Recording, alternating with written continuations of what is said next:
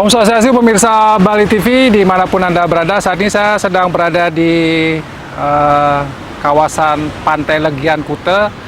Apa yang akan saya bicarakan di Bali Post Talk kali ini tentu berkaitan dengan bagaimana kehidupan denyut nadi dari Kuta ini. Dan saya akan mewawancarai Bapak Nyomaru tadi. Beliau ini adalah wartawan tapi juga tokoh masyarakat di Kuta dan juga pelaku pernah bekerja di sektor pariwisata di Kuta. Kita sapa dulu. Om Swastiastu Pak Rutadi. Om Swastiastu Pak Winata. Berapa gatra sehat ya? Sehat. Masih. Setungkara. Walaupun kondisi kita di pariwisata ini sangat terpuruk. Kita sama jalan-jalan ya Pak Rutadi ya? Ya. Ini kita sedang berada di Pantai Legian. Legian ya? Ya. Dan kita bisa melihat ini kondisi sedang tutup semua ya Pak? Ya. Mungkin Pak Ruta bisa menceritakan kepada kita ketika dulu normal, bagaimana keramaian di sini dan bagaimana masyarakat di sini bisa hidup dari pariwisata. Silakan Pak.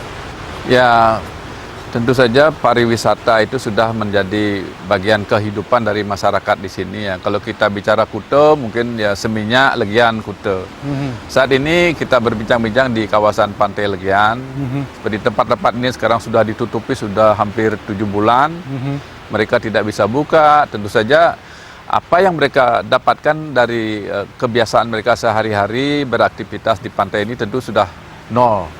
Sehingga boleh dikatakan ekonomi masyarakat, pertumbuhan ekonomi masyarakat sekarang di Legian ini sudah minus. Sudah minus ya? Sudah minus. Bukan turun lagi, tapi sudah minus ya Pak? Sudah minus. Ya? Salah satu indikatornya adalah kalau kita lihat ke pasar pagi-pagi di situ sudah sangat sepi. Jadi pasar umum yang biasa masyarakat beraktivitas antara konsumen, produsen, penjual dan pembeli.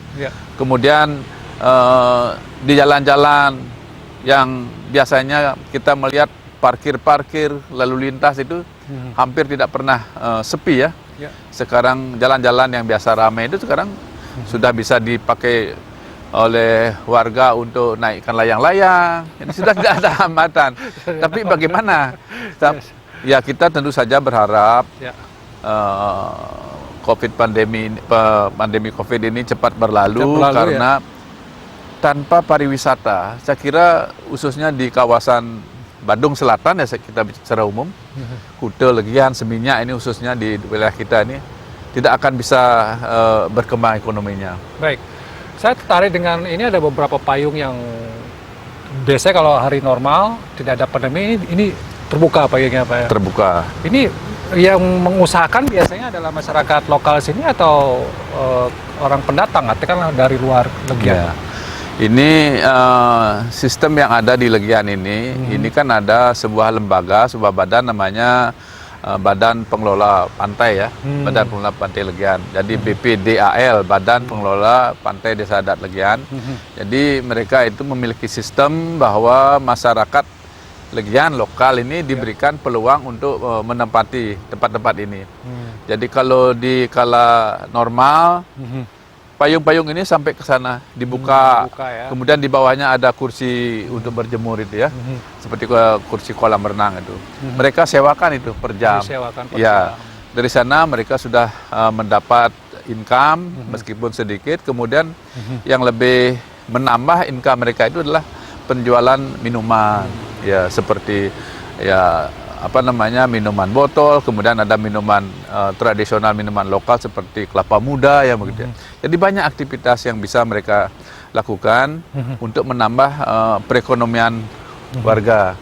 Nah sekarang sejak bulan Maret ini sudah begini, ini kelihatan sudah seperti rapuh ya. Jadi kain-kainnya sudah rapuh, ini seperti surfboard ini sudah berapa lama tergeletak. Ini kalau di musim normal ini bukan main penghasilannya ini. Iya. Ini mendatangkan uang ya Pak? Iya, mendatangkan uang untuk apa? Salah satunya ada yang untuk membeli pelajaran latihan surfing. Iya, latihan. Tapi sekarang tergeletak ya. Tergeletak seperti itu. Sedih sekali. Sedih sekali. Saya sering lewat, kadang-kadang memang sejak pandemi ini lewat Legian, lewat Kuta, rasanya pengen menangis melihat kondisi. Walaupun situasi normal agak nyumpah-nyumpah juga nih, macet Kuta luar biasa. Tapi begitu sepinya luar biasa, kita juga menjadi agak terharu ya Pak. Lebih sedih sekarang lebih sedih sekarang. Kalau macet itu kita kan karena sedih emosi ya. Sedih emosi ya. Kalau sekarang kan sedihnya sudah Ya, apa yang harus kita lakukan sekarang? Pak Adi, kalau kita bicara tentang masyarakat Legian, Kuta, dan Semingnya ini memang hampir 100% bisa dikatakan menggantungkan hidup ekonomi dari pariwisata ya? Ya, yang secara langsung ya bilanglah, Langsung maupun tidak langsung ya gitu ya? secara langsung sebutlah oke 85% begitu ya, secara langsung ya. Secara langsung. Maksudnya secara langsung itu mereka Berusaha. sehari-hari ya beraktivitas seperti di pantai, pengelola penginapan, Artinya restoran. uang mereka itu berdapatnya dari pariwisata Dari langsung pariwisata. ya? Terus yang sisanya juga dari pariwisata masyarakat yang tidak beraktivitas langsung dengan pariwisata kan hikmahnya juga mereka ada kan. Mereka misalnya membuka warung, kemudian ada orang kos di rumah-rumah penduduk yang pekerja restoran, pekerja hotel, itu perputaran ekonomi itu sangat lancar. Jadi semua mendapat hikmahnya, bukan hanya pemilik hotel, pemilik restoran, bukan hanya itu. juga. Betul. Jadi pariwisata di Bali itu saya kira sudah memberikan banyak sekali dampak positif kepada Secara pertumbuhan ekonomi ekonomi. terutama ya. Maka ketika pandemi Covid seperti ini langsung terpukul dan mereka kehilangan pendapatan ya. Kehilangan tuh, makanya seperti saya bilang mungkin sudah minus ya, sudah minus gitu ya. Jadi Tabungannya juga udah ya, diambil terus. kalau mungkin ya. 1, 2, 3 orang mungkin masih ada tabungan masih ada, tapi kita kan sehari-hari sebagai umat beragama juga kewajiban kita tentu tidak bisa lepas ya. Oke. Masih tetap berjalan gitu ya. Iya. Ya, mungkin dari hampir 8 bulan lah katakanlah ini berjalan, Pak Rutadi tentu seringlah dengan masyarakat. Apa yang sebenarnya menjadi semacam apa ya, harapan, keinginan dalam situasi seperti ini nih, apa yang ingin mereka dapatkan atau mereka harapkan, Pak? Pak Rutadi. Pertama, ketika awal-awal sekitar ya sebutlah Maret lewat April, Mei itu mereka harapkan, karena semua kan ditutup waktu itu, pantai juga tidak boleh, mereka ingin berolahraga pagi waktu itu masih tidak boleh. Jadi pertama sekali mereka inginkan fasilitas umum seperti pantai bisa dibuka, bukan untuk bisnis, bukan untuk beraktivitas seperti ini, tapi untuk jalan olahraga. Akhirnya bisa kan, bisa dibuka, dan tentu saja harapan mereka sekarang bagaimana pariwisata ini bisa hidup. Tentu saja pemerintah mungkin antara G2G ya, government to government itu, pemerintah dengan pemerintah itu bisa bagaimana mengupayakan mungkin negara-negara yang sudah kategori hijau bisa membuka lah kalau ada lockdown. Tetapi bisa diperbolehkan untuk datang ke ya, Indonesia. kita kan di Bali sudah menyiapkan fasilitas-fasilitas dengan sertifikasi yang memadai untuk menerima tamu kan, dengan prokes yang ketat. Kemudian tidak bisa dipungkiri kawasan Seminyak, Legian, Kuta ini sebenarnya sudah rumah kedua wisatawan Australia. Jadi harapan kita itu wisatawan Australia kalau bisa, meskipun masih sedikit, akan lebih banyak memberikan hikmah kepada pertumbuhan ekonomi ketimbang wisatawan dari negara lain, meskipun kita tidak menolak gitu ya. Itu terbukti karena sudah dari tahun 70-an pantai ini hidup perekonomiannya karena mereka wisatawan Australia itu. Ya, itu harapan masyarakat. Ya, pariwisata yang menjadi satu-satunya harapan mereka ya. Ya, kita ingin memperlihatkan ya pada pemirsa bagaimana ini teronggok Ya. seperti tidak berharga ya. Padahal ketika musim normalnya pariwisata ini mendatangkan penghasil yang cukup besar ya bagi masyarakat. Semacam beach bar lah ya, ada beach tempat-tempat bar, menjual minuman, kemudian kursi-kursi. Jadi sarana ini sudah 7 bulan nih teronggok begini, 8 bulan Dan ya. Sudah rapuh dia. Sudah rapuh. Seperti ini sudah kasihan, sudah karatan ini kan, sudah karatan. Jadi bagaimana kalau memulai tentu saja perlu ada biaya. Biaya kan, lagi gitu ya. Sedih, sangat sedih. Sangat sedih ya dengan kondisi, dan Pak tadi mungkin dari lahir ya. Iya. Ini mungkin kondisi yang paling memprihatinkan ya, Pak. Bagaimana Pak Rutadi menggambarkan ini kondisi? Saya kan kita pernah ada bom Bali, ini yang paling. Kalau wisatawan ya kita juga sudah tahu bom, pernah semacam Gunung Agung meletus. Ya, musibah bencana alam seperti Gunung Agung meletus, kemudian ada wabah penyakit yang lain kan seperti kolera, pernah sedangkan masalah keamanan katanya kan ya di mana-mana juga ada masalah perempuan. Tetapi ini yang betul-betul mematikan. Karena mematikan itu bukan hanya satu sektor, hampir semua. Iya. Tata kehidupan kita kan diatur oleh Covid dalam tanda kutip ya. Betul. Ini tidak boleh, gini harus begini, harus begini. Ini dalam usia saya yang ya sudah cukup ini, baru sekarang ini saya mengalami kondisi Bali seperti ya dunia lah ya, karena kita di Bali ya kita bicara Bali, sangat-sangat menyedihkan. Kapan akan pulih? Ini kan pertanyaan yang cukup besar. Iya, di benak kita. Karena Bali terus terang bukan hanya Legian Kuta Seminyak ini, tanpa pariwisata, kita lihat sekarang ada masyarakat praktisi mengatakan kita hidupkan pertanian. Tetapi kita lihat setelah menjadi hasil produknya tak ada yang menyerap. Itu kan biasanya hotel, restoran tuh jeruk-jeruk yang pinggir jalan itu, telur itu semua dulu yang menyerap itu hotel, restoran di Bali ini.